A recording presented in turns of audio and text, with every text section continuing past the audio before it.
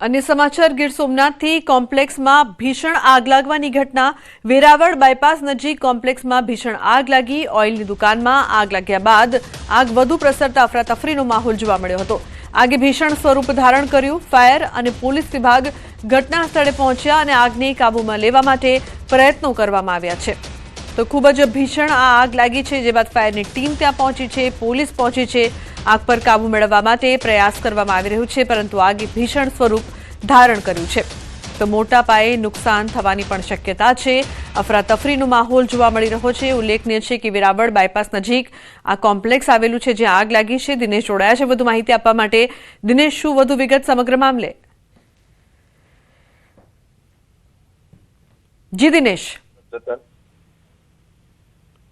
બિલકુલ લુગ્ના, આ જે ઘટના છે તે વેરાવળ બાયપાસ નજીકની છે કે જ્યાં આગળ એક કોમ્પ્લેક્સ છે તેમાં ભીષણ આગ લાગી છે। જો કે આગ પહેલા શરૂઆતમાં સામાન્ય હતી, કારણ કે જે ઓઇલની દુકાન હતી તેમાં આગ લાગી હતી, પરંતુ આ આગે ભીષણ સ્વરૂપ ધારણ કર્યું હતું અને આખા કોમ્પ્લેક્સની અંદર રહેલી મોટાભાગની જે દુકાનો છે તે હાલ આગની અંદર બળીને ખાખ થઈ ચૂકી છે। જોકે કલાકોની જહેમત બાદ 2 ફાયર ફાઈટર અને પોલીસ વિભાગ દ્વારા આગ છે તેમના ઉપર કાબુ મેળવવામાં આવ્યો છે અને હાલ આગમાં કોઈ જાનહાનિ થઈ હોય તે પ્રકારની માહિતી છે તે પ્રાપ્ત નથી થઈ રહી। જી લુગ્ના। જી બિલકુલ, આગ જે પ્રકારથી લાગી છે, કઈ રીતે લાગી તેની કોઈ જાણકારી છે ખરી? અને આજુબાજુના વિસ્તારોમાં શું છે, ત્યાં પણ આગ પ્રસરી રહી છે ખરી?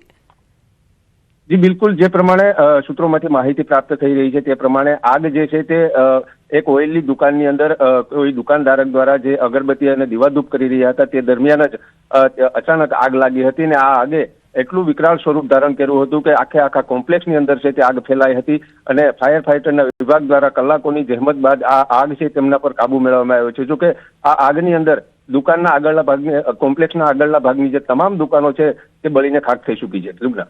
બિલકુલ દિનેશ, કેટલું નુકસાન થયું છે? કારણ કે બીજી બધી પણ દુકાનો આસપાસ છે અને તે પણ બળીને જે પ્રકારથી ખાખ થઈ ગઈ હોય તેવા અહેવાલ છે। જી બિલકુલ, જે પ્રમાણે મેં પહેલા જણાવ્યું પ્રમાણે કે દુકાનની આગળ કોમ્પ્લેક્સના આગળની ભાગની જે મોટા ભાગની દુકાનો છે તે બળીને ખાખ થઈ ચૂકી છે અને દુકાન કોમ્પ્લેક્સની અંદર નાના મોટા જે ધંધાર્થીઓ હતા તેઓને લાખોનું નુકસાન થયું હોય તે પ્રકારની માહિતી છે તે પણ સામે આવી રહી છે। જી બિલકુલ દિનેશ, આભાર સમગ્ર માહિતી બદલ। તો લાખોનું નુકસાન થયાના અહેવાલ। સુરતમાં ડ્રોનથી પોલીસનું મેગા કોમ્બિંગ કરવામાં આવી રહ્યું છે। ભેસ્તાન વિસ્તારમાં પોલીસનું મેગા કોમ્બિંગ ઓપરેશન। ઝૂંપડાવાળા વિસ્તારોની આકાશમાંથી સઘન નજર, બીચ અને ખુલ્લા વિસ્તારમાં ડ્રોન દ્વારા રિયલ ટાઈમ સર્વેલન્સ પોલીસ પ્રવેશ કરતી અને સાથે જ ડ્રોનથી પાછળના રસ્તાઓ પર કડક દેખરેખ રાખવામાં આવી રહી છે। અસામાજિક તત્વો નાસી ન જાય તે માટે ડ્રોન ટેકનોલોજીનો ઉપયોગ કરવામાં આવી રહ્યો છે। સૌથી વધુ પ્લાસ્ટિકના કાચા ઝૂંપડાઓ પર ડ્રોનથી સ્કેનિંગ કરવામાં આવી રહી છે। કોમ્બિંગ દરમિયાન 78 શંકાસ્પદ ઇસમોની પૂછપરછ અને ઓળખની ખરાઈ કરવામાં આવી રહી છે। અગાઉ તડીપાર કરાયેલા 12 ઇસમોની હાજરી અંગે ઝીણવટભરી તપાસ। કીર્તેશ જોડાય છે વધુ માહિતી આપવા માટે। કીર્તેશ, હવે આકાશમાંથી પણ સઘન નજર, શું માહિતી? હા બિલકુલ, સુરતમાં ભેસ્તાન વિસ્તાર છે, અસામાજિક તત્વોનો મોટો આતંક રહે છે અને ગુનાખોરીમાં સૌથી વધુ ગ્રાફ હોય છે, ત્યારે પોલીસ દ્વારા કહી શકાય કે ફૂડ પેટ્રોલિંગ છે, વાહન ચેકિંગ તો કરવામાં આવતું હોય છે, પણ હવે ભેસ્તાન વિસ્તારમાં પોલીસ દ્વારા ડ્રોન દ્વારા એક મેગા કોમ્બિંગ કરવામાં આવ્યું છે। ખાસ કરીને ડ્રોનથી એ વિસ્તાર ગીચ વિસ્તાર છે, ઝૂંપડાઓ છે, એટલે કે તમામ વસ્તુનું સર્વેલન્સની કામગીરી ડ્રોનથી કરવામાં આવે છે। સૌથી વધુ ત્યાં આગળ ઝૂંપડાઓ આવેલા હતા, એટલે કે ત્યાં આગળ જે રીતે ગુનેગારો ગુનો કરતા હોય છે, ઝૂંપડા જેવી જગ્યાઓ પર સંતાતા હોય છે, એટલે કે નીચે અને ઉપર તમામ જગ્યાએથી ડ્રોનની મદદથી સર્વેલન્સ કર્યું હતું। ખાસ કરીને 78 કરતા વધુ। તો દારૂબંધી મહત્વપૂર્ણ સમાચાર સાણંદને લઈને સામે આવી રહ્યા છે। સાણંદમાં જે પ્રકારથી દારૂની પાર્ટી કરવામાં આવી હતી, દારૂની મહેફિલ ઝડપાઈ હતી, તે અંગે મહત્વપૂર્ણ સમાચાર સામે આવી રહ્યા છે। સાણંદ પીઆઈ બીટી ગોહિલ તરફથી કરવામાં આવેલી હતી और એની જે ટીમ હતી, આ ટીમની કામગીરીમાં તમામ લોકોનો સુપરવિઝન પણ હતું। ડીવાયએસપી અને મારી જાણમાં બધી રીત થઈ હતી। ફાર્મ હાઉસ જે હતો આ રવિ ગોરખપુરિયા કરીને છે, જેને ફાર્માસ્યુટિકલનો બિઝનેસ છે और જે પાર્ટી જે યોજનાર જે છે એ આદર્શ જગદીશ અગરવાલ અને અમિત ગોપીલાલ પચેરીવાલ એ બંને લોકો છે। આદર્શ અગરવાલ જે છે એક એનો ઇન્ટિરિયરનો ફ્લોરિંગનો અને ફર્નિચરનો બિઝનેસ છે અને જે અમિત ગોપીલાલ પચેરીવાલ છે એનો ટેક્સટાઇલનો બિઝનેસ છે। જે રવિ ગોરખપુરિયા જે છે એનો ફાર્માસ્યુટિકલનો બિઝનેસ છે અને એનો ફાર્મ હતો। ઓર એ લોકો જે પછી એના જે તમામ જે મિત્રો હતા એ મિત્રોને ત્યાં ઇન્વાઇટ કર્યા હતા. એને આ જે લીકર હતી એ લીકર ક્યાંથી લાવ્યા છે એના વિશે અત્યારે શોધખોળ ચાલુ છે. અને જે હુક્કા સપ્લાય કરનાર છે એને મેં અત્યારે અરેસ્ટ કરવામાં આવેલો છે ઓર આગળની કાર્યવાહી અત્યારે ચાલુ છે. આ મેડિકલની રિપોર્ટ અત્યારે આવવાની બાકી છે અને તમામની મેડિકલ રિપોર્ટ કરવામાં આવી છે ઓર એમાં કોઈ ડ્રગ્સની હાજરી છે કે નથી એ પણ એફએસએલમાં એના સેમ્પલ હુક્કાના સેમ્પલ મોકલવામાં આવેલા છે ઓર જ્યારે રિપોર્ટ આવશે તો જે એનડીપીએસની કલમો પણ એમાં ઉમેરવામાં આવશે.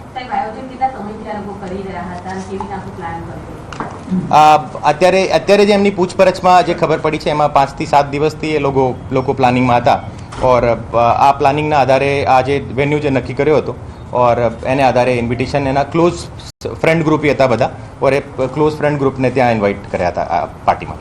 રવિ ગોરખપુરિયાની ધરપકડ ખરી આમાં? રવિ ગોરખપુરિયાને વિશે અત્યારે તપાસ ચાલુ છે. એનો ખરેખર એમને ખબર હતી કે કેમ એને વિશે અત્યારે તપાસ ચાલુ છે. પકડાયો ખરા કે નથી પકડાયો અત્યારે હાલ? રવિ ગોરખપુરિયા જે પકડાયો છે એની અત્યારે હું આપને આજે બધી તપાસને વિશેના આધારે જે હું આપને માહિતી આપશું. તમામ લોકોના બ્લડ સેમ્પલ એફએસએલમાં મોકલવામાં આવેલા છે. ઓલ 81 જે છે ધરપકડ કરી છે તમામના વિરુદ્ધ આ રીતે. ટોટલ 81 લોકો હતા જે પાર્ટીમાં જે તમામ લોકો જે હાજર હતા તમામને વિરુદ્ધ કાર્યવાહી કરવામાં આવી છે.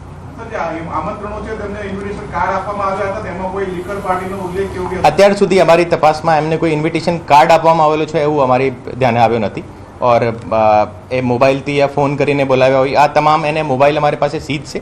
એ મોબાઈલ ઉપર કોઈ ડિજિટલ એને ઇન્વિટેશન આપવામાં આવેલો છે એને વિશે અમે તપાસ કરશું. એ તમામ અહીંયા એમ જે અમિત પચેરીવાલ છે મુંબઈના છે અને એ જે આદર્શ જગદીશ અગ્રવાલ જે છે એ ગોકુલધામ સોસાયટી સાણંદમાં રહે છે. અને રવિ ગોરખપુરિયા પણ ગોકુલધામ સનાથલ પાસમાં એની રહેવાસ છે. અમિત જે છે આ ટેક્સટાઇલનો બિઝનેસ છે અને જે આદર્શ જગદીશ અગ્રવાલ જે છે એમના સાડુભાઈ છે ઓર આ જે પાર્ટીના આયોજનમાં એમની મુખ્ય ભૂમિકા હતી. મુંબઈથી સ્પેશિયલ અમદાવાદ પાર્ટી યોજવા માટે જ આવ્યો હતો, પાર્ટી માટે જ આવ્યો હતો? મુંબઈથી એની એનિવર્સરી મનાવવામાં આવ્યો હતો. એનિવર્સરીની સંદર્ભે પાર્ટી પણ રાખી હતી. Thank you.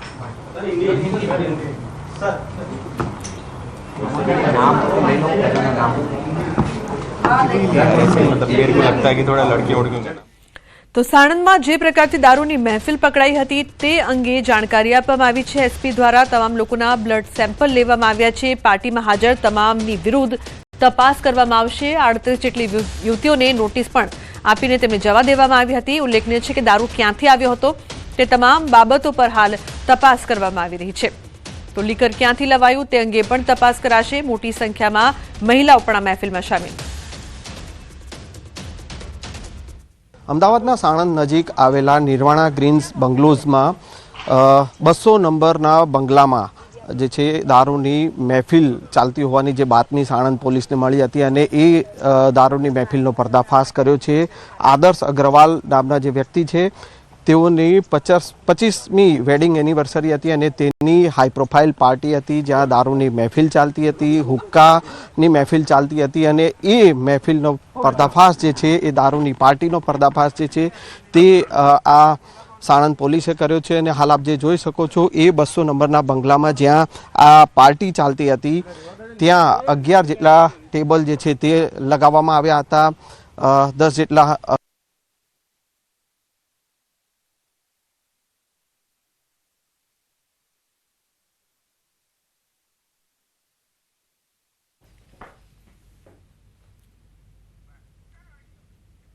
તો બુલેટિનમાં હાલ રોકાઈશું એક બ્રેકમાં.